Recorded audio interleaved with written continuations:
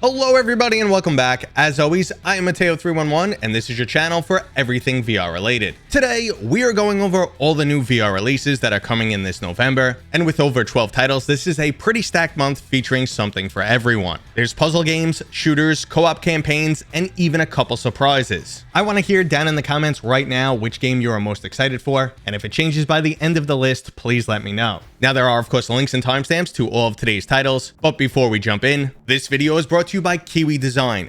Let's face it guys, your Quest 2 needs an Elite strap. Why not get one with a battery pack? Kiwi has this amazing one. It's my absolute favorite. It's got this super plush top strap and back strap, making it extra comfy. It's way more durable than what you get from Meta and cheaper. Plus it's got a massive 6400 milliamp hour battery, which can give you 4+ hours of additional gaming. I highly recommend it guys.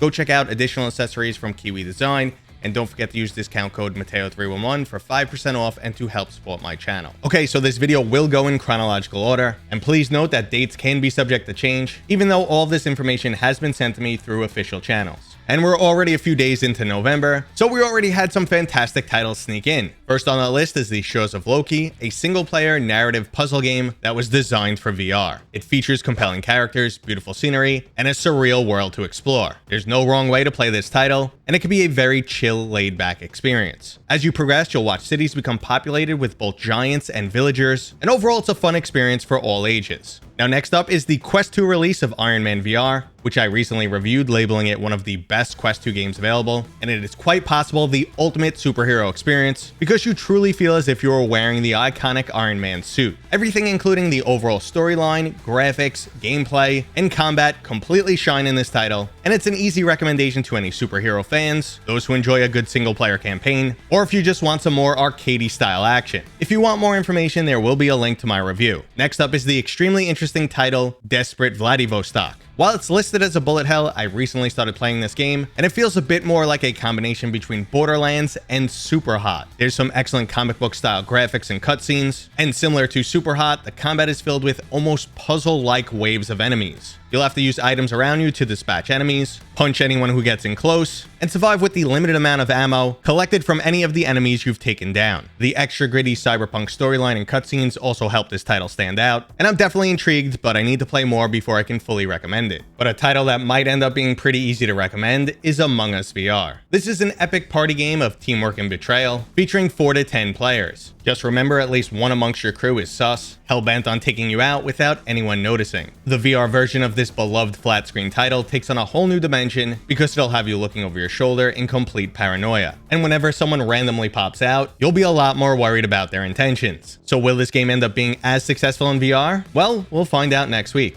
Now if Among Us is too kidsy for you, we have the ultra brutal retro shooter A Medieval sneaking in. This dark fantasy ultra fast-paced title originally released on flat screen in 2019, and now you can get your blood rushing in VR. A Medieval offers 7 distinct episodes featuring completely different settings and enemies, sprawling non-linear levels, brutal adaptive enemy AI, and an epic soundtrack. So if you're a fan of boomer shooters, make sure to put this one on your list. Now another shooter that's easy for me to recommend is the 4-person co-op title Gambit. Gambit is Borderlands meets Left 4 Dead, as you and your buddies can experience a lengthy campaign together, tons of brutal thug murdering action, plenty of unlockable weapons and skins, puzzle and parkour sections hidden throughout each map, and finally some ultra gritty, upsettingly laced cutscenes. I've already put a few hours into this game, and Gambit is exactly the mature themed co-op shooter I'm looking for. But if you're looking for more than action, we have a stealth-based co-op campaign with Espire 2. This is another title I've spent a few hours in, and it's a huge step up from the original Espire 1. You'll take on the role of one of 2 distinct robotic chassis, one designed for running and gunning, and the other for stealth.